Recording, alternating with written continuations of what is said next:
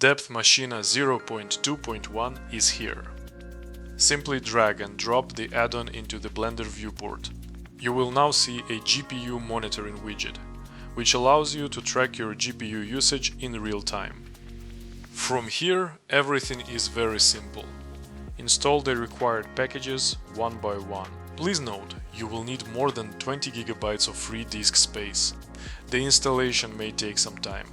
You can also install GauSpla directly from the Preview companion panel. This part is quick. And now you are ready to start generating.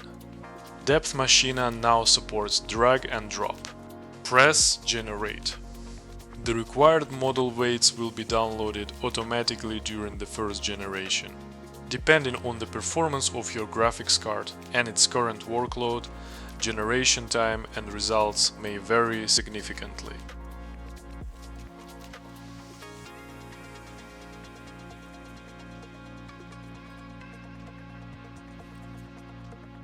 If you experience any problems, you can fill out the feedback form below the video. And of course, don't forget to leave a like.